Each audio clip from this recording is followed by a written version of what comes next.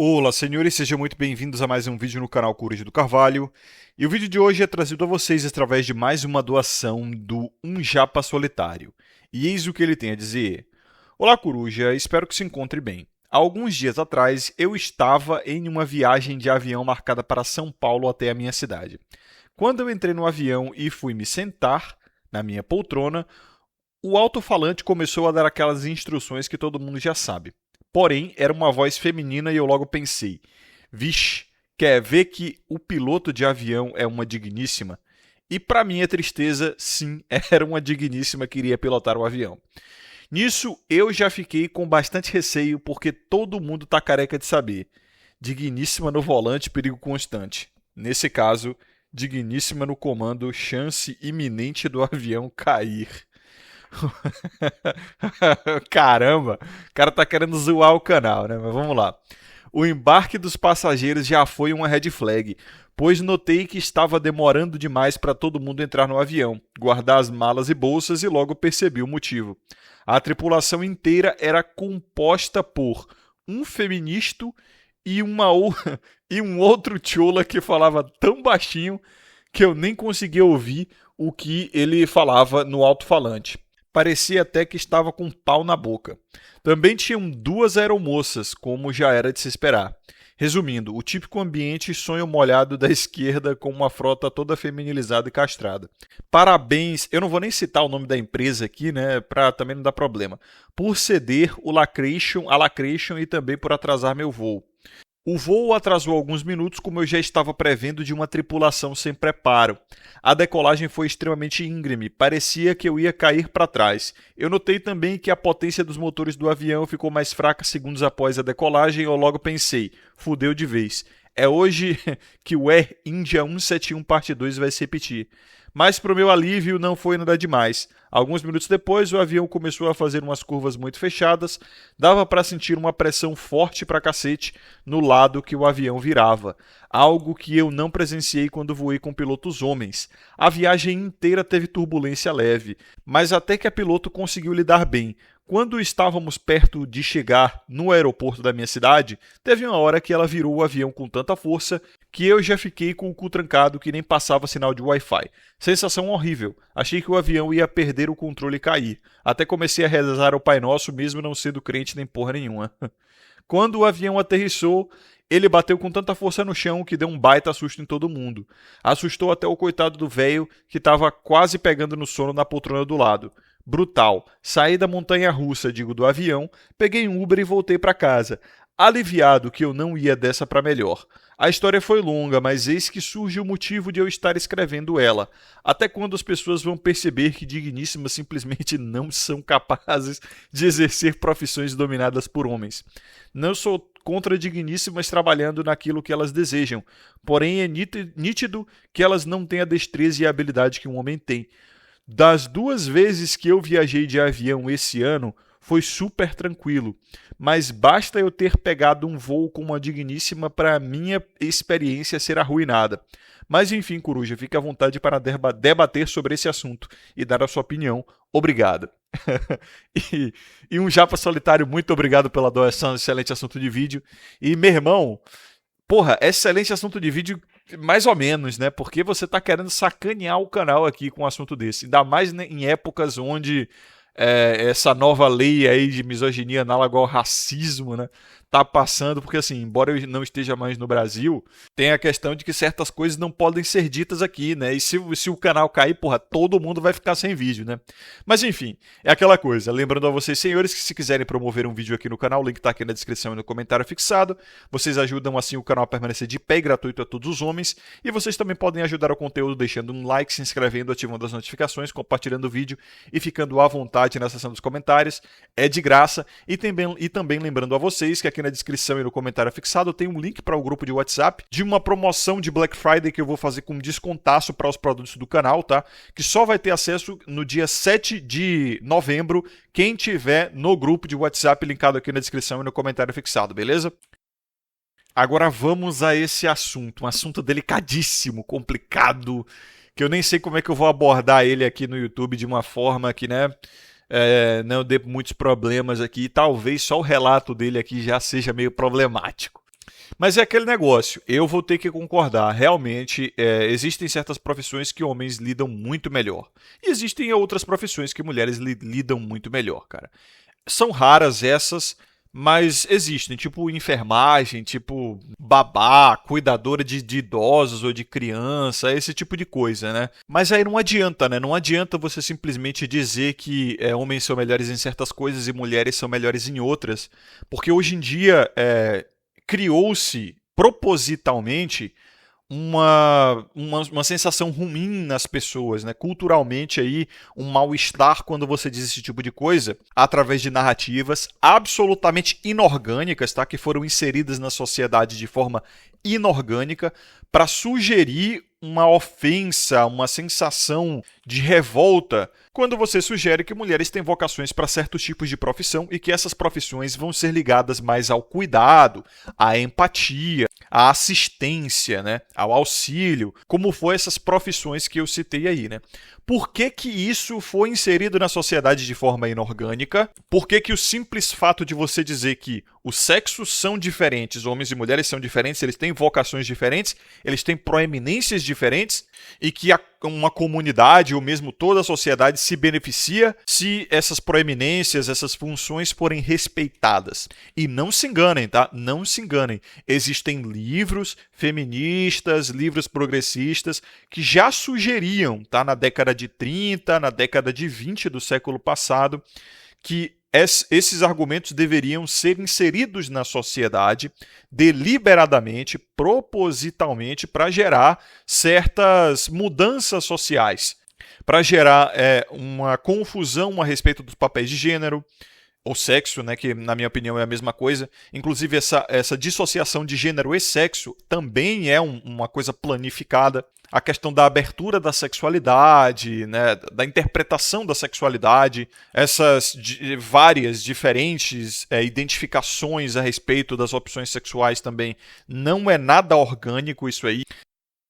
Mas em específico entre homens e mulheres, essa revolta causada por você dizer o que é óbvio, o que é atestável, o que é fatídico e que era considerado normal você dizer há algumas décadas atrás, a ponto de você, inclusive hoje, ser até criminalizado se você simplesmente disser que homens e mulheres são diferentes, eles operam de formas diferentes, têm proeminências diferentes e eles deveriam desempenhar funções diferentes.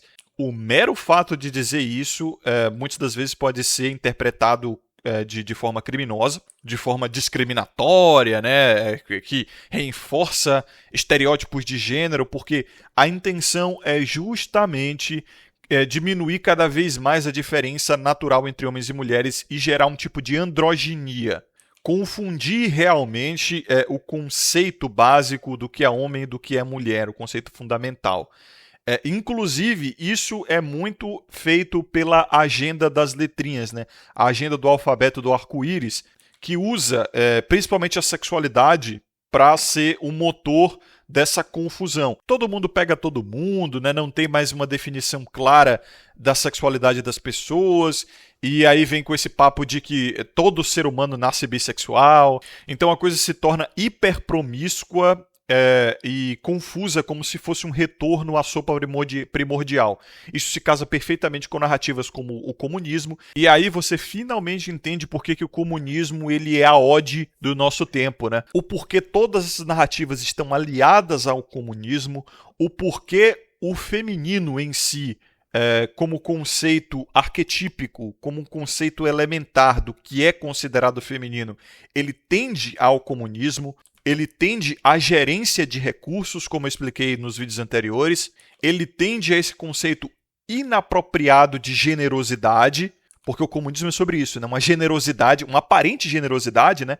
Que é usada de forma inapropriada e até mesmo surrealista, e que acaba se tornando promessas vazias, onde você terá dinheiro, onde você terá qualidade de vida, segurança, e você será cuidado por um papai Estado, exatamente como é o sonho molhado das mulheres no geral, né? Ser sustentada, provida e protegida, a troco de basicamente nada, você terá isso garantido. Então você entende que isso é intrinsecamente feminino, a bissexualidade também é intrinsecamente feminina, você percebe também como elas conseguem demonstrar afeto sexual até mesmo pelas outras, por amigas e tudo mais, como a vida sexual delas muitas vezes começa com as amigas, elas perdem bebê com as amigas, elas vão ao banheiro juntas, não tem pudor em se trocar na frente das outras, enquanto o homem ele é muito distante nessa questão do afeto físico. E aí você vai percebendo como essas coisas elas vão acontecendo, basta ter olhos para ver e ouvidos para ouvir, né? E você vai percebendo que, cara, isso é uma guerra assim do bem contra o mal, é uma guerra espiritual mesmo, é uma guerra arquetípica, né? É uma guerra do masculino e feminino. Vocês têm gostado bastante das minhas visões gnósticas, então vou lançar mais de leve, vou lançando de neve uma gnose pio aí para não encher muito a cabeça de vocês, para vocês não ficarem muito sequelados, né? Mas a guerra do masculino e feminino, a guerra entre o bem e o mal, é bem a guerra do tal do Lúcifer com o próprio Criador, né? O próprio Lúcifer, ele representava o feminino ali.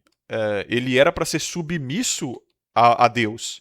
Porém, o pecado, o primeiro pecado, né, não foi o de Adão, não foi o de Eva, foi o de Lúcifer, que foi a inveja. Ele queria ser maior que o Criador, né? Então, arquetipicamente, Lúcifer ele estava em situação feminina perante o masculino, o poder masculino ali do Criador. Por isso que Deus é homem, né? É dito na Bíblia, Jesus é o filho do homem. Também é dito que Adão foi feito à imagem e semelhança do Criador. Eva foi feita à imagem e semelhança de Adão. Eva ela tem o sopro da vida do Criador, espiritualmente ela tem um quê do Criador ali, mas ela não é a sua imagem e semelhança. Então, a guerra espiritual que nós temos, cara, é uma guerra entre masculino e feminino. Eu já falei isso a vocês diversas vezes. Direita e esquerda. Novamente, guerra entre arquétipo masculino e arquétipo feminino, respectivamente. Heterossexualidade e afins, né? Já tem várias outras sexualidades aí. Guerra entre arquétipo masculino e arquétipo feminino, respectivamente. É a mesmíssima guerra de Lúcifer contra Deus, da criatura contra o Criador, nesse caso, das providas contra os provedores. Mas vou dar uma pausa aqui para falar a vocês rapidamente sobre o André Melo, que é um parceiro aqui do canal, que está oferecendo um serviço de acompanhamento fitness aí para quem quer mudar de corpo, para quem quer ter um plano de treinos feito exclusivamente para você, né? Um acompanhamento individual por um preço extremamente acessível e ainda com desconto para quem é ouvinte aqui do canal. O André Melo também já é um ouvinte de longa data aqui, ele quer ajudar a comunidade a atingir o corpo dos sonhos, né? O corpo que sempre quis. E no link da descrição e do fixado vocês já podem encontrar aí o Instagram dele e o desconto aplicado para esse acompanhamento. Podem chegar lá na DM dele do Instagram, fazer qualquer pergunta, tirar dúvida sem compromisso algum, ele responde de boa, ele tá frequentemente online, tá? E aproveita e dá uma seguida no Instagram do cara para dar um hype ali no perfil dele. O cara é firmeza, muito gente boa, brother da comunidade e tá fazendo uma coisa que eu recomendo a vocês toda hora, cara. Abram negócios digitais. Abram negócios digitais e ele é um excelente exemplo. Agora vamos continuar o vídeo aqui. Então esses ardilhos que a gente está vendo hoje, né, que você não pode simplesmente dizer que o feminino ele foi feito para uma coisa e o masculino foi feito para outra, porque isso é até crime em certos casos, ou pode ser visto como algo extremamente ofensivo, usado como um argumento defensivo, né, porque quem está sendo ofendido e fica dizendo isso é ofensivo, está na defensiva, que é uma postura o quê? Feminina. Então esses ardilhos eles podem ser perfeitamente vistos como insubmissão, sabe? Uma rebeldia, em especial do espírito feminino, contra o espírito masculino. Assim como você enxerga na Bíblia que o papel da mulher é auxiliar o homem, ser uma auxiliadora do homem, você percebe que as mulheres elas tendem a ser mais proficientes, né? Até naturalmente mesmo, tem uma vocação, um dom para profissões de cuidado. Para vocês que já estão mais na questão mais profunda da gnose, não necessariamente da gnose do demiurgo, da cabala e de não sei o que, do estudo do não ocultismo necessariamente também, porque é foda. Eu tô tentando não encher a cabeça de vocês e também não ir muito fundo na toca do coelho, porque muitos de vocês não vão interpretar muito bem, embora eu esteja usando referências bíblicas, somente referências bíblicas aqui, que é a da cultura geral, que conversa com a cultura geral ocidental, que eu acredito que é a maior parte de vocês, né? A maior parte de vocês é cristã, ou pelo menos tem um conhecimento básico do cristianismo. Então, assim como vocês sabem que existe uma guerra espiritual, né, no mundo atualmente, isso é um fato, essa guerra espiritual pode ser compreendida claramente entre uma guerra entre o feminino e o masculino, desde a primeira rebelião, né? A rebelião no Reino dos Céus, lá, do Lúcifer. Bem como a gente vê a do expurgo do Éden. A do expurgo do Éden foi o quê? O primeiro Mangina, o Adão, hoje eu tenho que trabalhar por conta do idiota do Adão, pelo simples fato de que Eva foi enganada pela serpente, tá? E a Bíblia é muito clara a respeito disso, realmente Eva foi enganada pela serpente a comer o fruto proibido, ela foi lá, ofereceu para Adão. Adão, em vez de simplesmente dizer, ih, tu fez merda, hein? Vou falar pro Criador. Fala pro Criador e diz o seguinte, olha, ela comeu o fruto aqui, ofereceu para mim, eu não comi, tá? Não desobedeci a sua ordem, expurga só ela do paraíso, não a mim. O que é bem complicado de dizer, né? É bem complicado, é engraçado isso aí, porque também é muito claro ali no Gênesis que Eva, ela era para ser guiada por Adão, entendeu? Então, assim, o erro de Eva seria o erro de Adão. Porque Eva, ela não trocava ideia com o Criador como Adão trocava, né? Todo fim de tarde, Adão ia bater um papo com Deus ali no Éden. Eva só recebia as ordens por meio de Adão. Eva nem sabia quem o Criador era, nunca tinha entrado em contato direto com o Criador, né? Então tem essa zica aí, né? Essa zica que pegou todos os homens até hoje, a gente percebe que os erros das mulheres, quem paga o pato é quem? Tipo, Eva errou e Adão ia pagar o pato de qualquer forma se ele não, nem mesmo que ele não tivesse comido o fruto. Da mesma forma, cara, a mulher faz cagada pra caramba na sociedade, quem paga o pato é a gente, né? E o Estado garante que seja assim. É aquele negócio alpha fucks, beta bucks, né?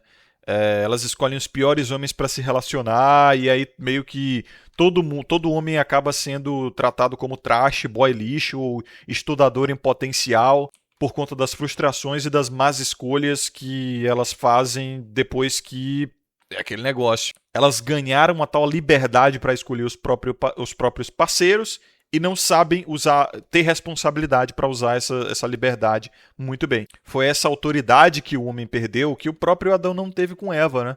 Podem perceber, se Adão não tivesse deixado ela conversar com a cobra, se Adão tivesse pulso firme, ou pelo menos, quando ela aparecesse com o fruto ali e falasse bem assim, pô, dá uma mordiscada aqui, eu já comi, cara. Se ele tivesse simplesmente falado, pô, aí ó, tirei o olho dela 1 segundo, ela fez merda aí, ó. Bota ela pra fora do Éden, eu não tive nada a ver com isso. Mas tá muito claro também no Gênesis, né? A responsabilidade de Eva era de Adão, Eva e Adão, né? Sacanagem. E aí, a gente vê isso se repetindo até os dias de hoje, cara. Que bizarro. Essa rebeldia de querer ser mais, né?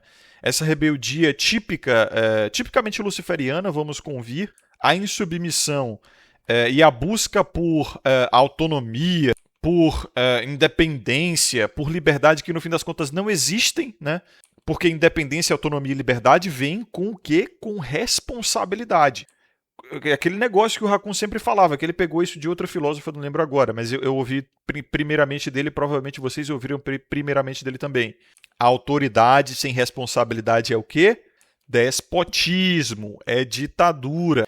E responsabilidade sem autoridade é escravidão. Então, da mesma forma que um homem hoje ele pode ser um escravo de uma mulher por meio do Estado, que é o grande Leviatã, né? Como dito no livro de Thomas Hobbes lá, o Estado realmente é luciferiano, ele garante que, por exemplo, você não tem autoridade nenhuma sobre o seu filho, mas você tem a responsabilidade pagando pensão para ele. Ou não tem autoridade nenhuma sobre a sua esposa, mas tem a responsabilidade tendo que sustentar, prover, proteger para ela, e no caso de uma separação, mesmo que vocês não estejam casados, tem ali uma união estável, você tem que dar metade dos seus bens. E a própria sociedade cobra, né? Se você tem uma namoradinha, tipo, e ela se mete em confusão, meio que cobra que você defenda ela. Tipo, ela sofreu algum acidente, algum cara mexeu com ela. Você tem que partir pra cima. É o que se espera de um namorado, é o que se espera de um homem. Mas, tipo, tu não pode chegar e falar, olha, eu não quero que você saia com essa roupa aí não, porque depois algum cara mexe com você, quem tem que pagar o pato sou eu, quem tem que ir lá fazer a sua proteção sou eu. Aí não, aí tu não pode, né? Tu não pode fazer essa interferência, né? Nem que seja pro próprio cuidado dela, você não tem mais esse direito. Então é essa escravidão aí que o homem sofre. enquanto a mulher ela tá tendo aí a autoridade sem responsabilidade, que é do tipo, ela vai ter autoridade de, através de uma socioafetiva, por exemplo, escolher qual homem vai pagar o pato pelo filho dela. Ou, trazendo para os casos mais simples ali, de namorico, por exemplo, ela quer escolher onde vocês vão, mas quem vai pagar a conta é você. Então foi profetizado, meu parceiro, o negócio foi profetizado, principalmente os cristãos, eles têm que admitir isso, era para acontecer assim, entendeu? E assim será até o fim dos tempos, até o arrebatamento, acabou, porra, aconteceu no Éden, vai acontecer aqui. Esse aí é o anátema, né? O anátema da rebeldia humana. Adão fez merda, foi o primeiro mangina, não conseguiu controlar a mulher, não conseguiu se segurar na tentação, ele também quis ter o conhecimento do bem e do mal, e assim ele amaldiçoou toda a humanidade, amaldiçoou todos os seus descendentes, e a gente vê homens se ferrando hoje, muitas das vezes por conta disso, né? Dentro de relacionamentos, por conta de mulheres, por conta de leis, e a gente vê o sistema ferrando homens justamente pelo mesmo processo. A manginagem, a betagem, a burrice, a incapacidade de lidar com as tentações. É isso aí, meu parceiro. Vai ser assim, assim se foi e assim será, né?